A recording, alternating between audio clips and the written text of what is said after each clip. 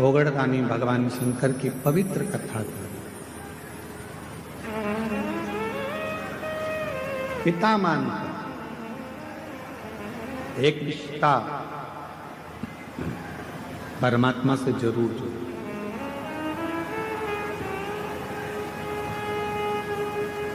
भगवान शंकर को अगर रोज जल चढ़ाने जाओ तो शिव जी से एक संबंध जोड़ लो, एक रिश्ता जोड़ लो। तू मेरा पिता है,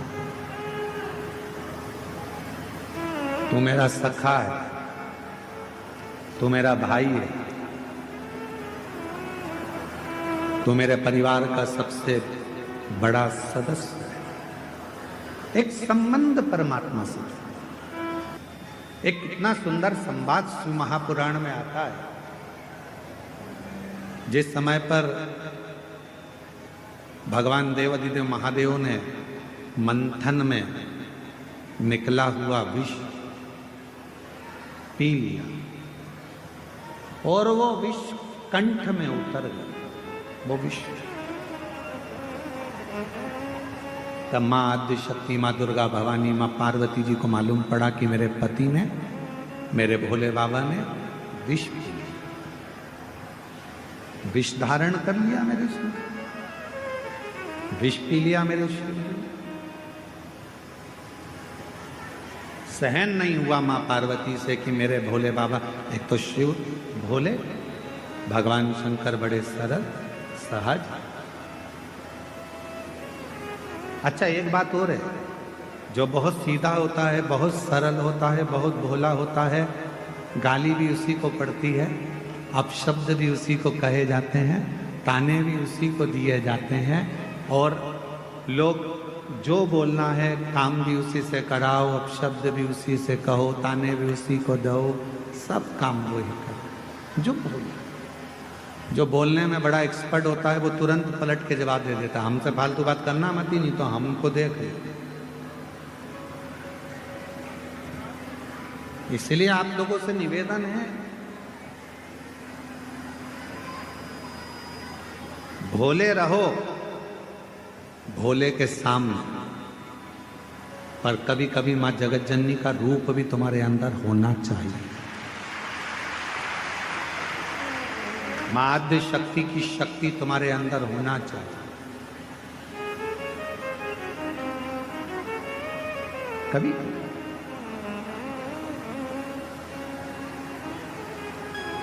मंदिर जा रहे हो, शिवालय जा रहे हो, पूजन करने जा रहे हो, कोई आपको अगर पलट कर अपशब्द कह रहा है तो उसको जवाब देने की जवाबदारी आपकी। ठीक नहीं है।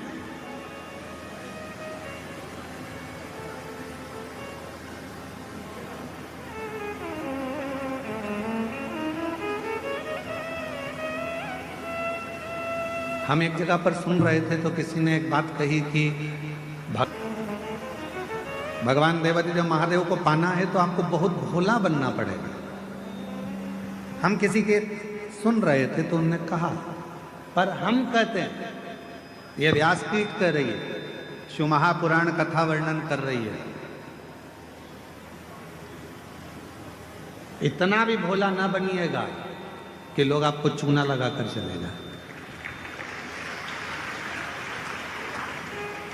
भोले बनो, हम मना नहीं करेंगे, पर इतना भोला ना बनिएगा कि लोग आपको चूना लगा दें।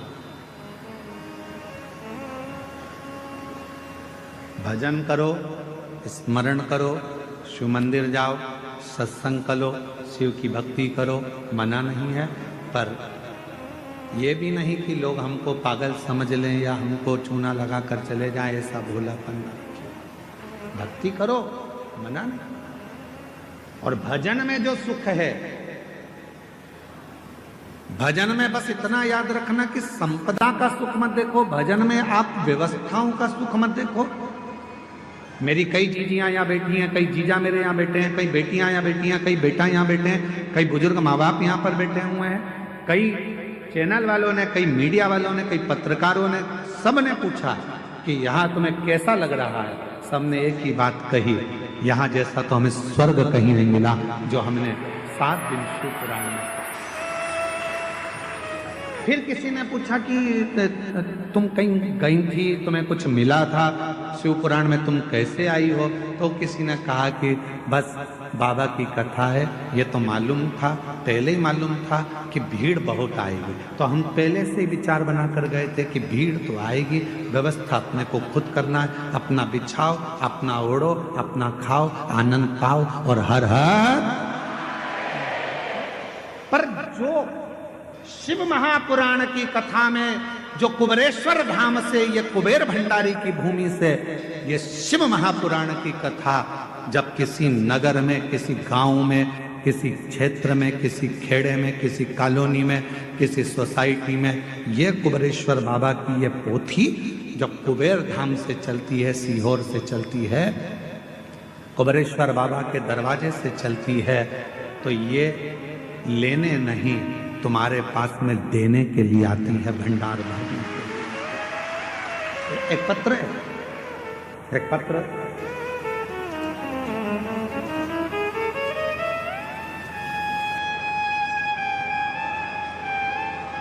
बेटे का फोटो देखिए पहले। जहर विष शिव के कंठ पर गया। मेरी माता जगत जननी जगदम्बा अम्बा महारानी को मालूम, माँ दुर्गा भवानी को मालूम पड़ा कि कंठ में विष आ गया, कंठ में विष।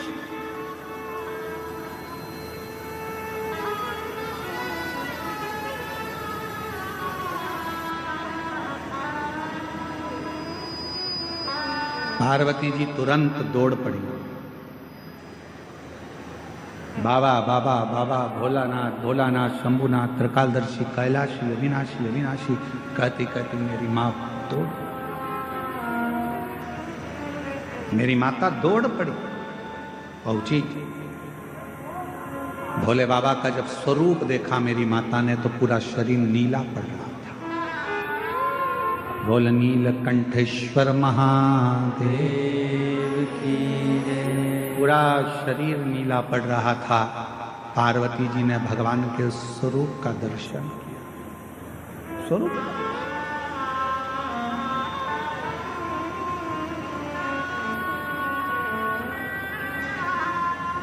पार्वती जी ने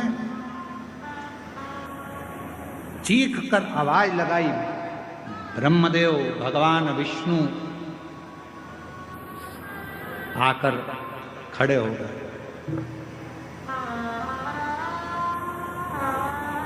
ब्रह्मदेव और भगवान विष्णु आकर खड़े हो गए। आद्य शक्ति मां दुर्गा भवानी का जो स्वरूप देखा तो गुस्से में लाल थी, क्रोध आ रहा था, नेत्र ज्वाला लाल थी, भयंकर।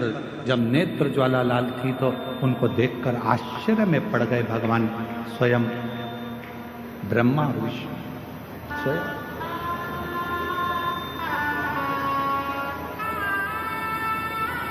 मां क्या बात है, क्या हुआ मां? आज आप बहुत क्रोध में दिख रही हो मां, आज आप बहुत गुस्से में दिख रही हो मां। मां आद्य शक्ति दुर्गा भवानी ने कहा कि ब्रह्मदेव, हे भगवान नारायण, भगवान विष्णु, गजब करा, देवताओं का हित करने के लिए मेरे पति को विष पिला दिया।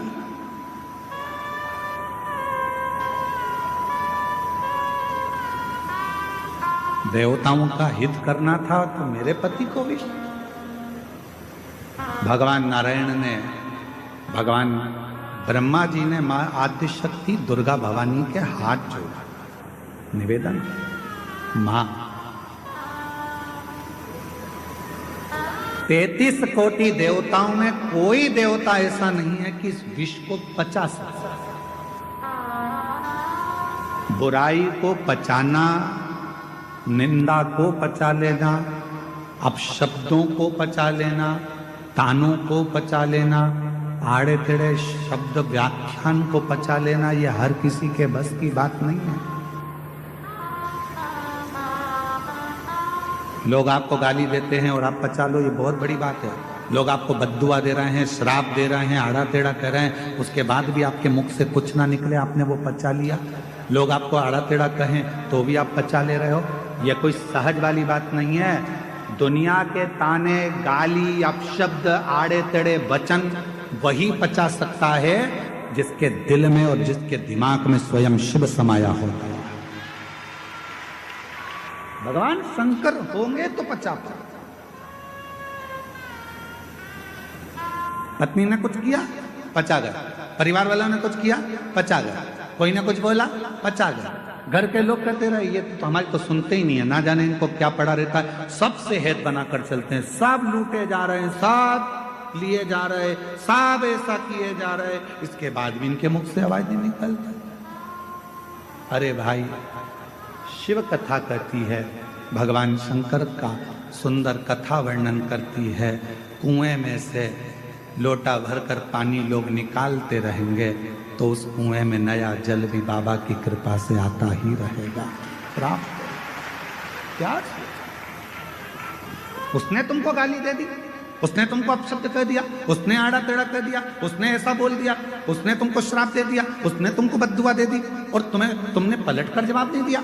अरे भाई, जवाब देना होता तो मेरे महादेव के सामने विष का कटोरा आया और मेरे बाबा चाहते तो विष के कटोरे को वापिस कर देते कि तुम पियो देवताओं, जब अमृत पी रहे हो तो विष भी पियो। पर मेरे बाबा ने अमृत की चाह नहीं रखी, विष पी गए। इसीलिए शायद सारे देवता कहला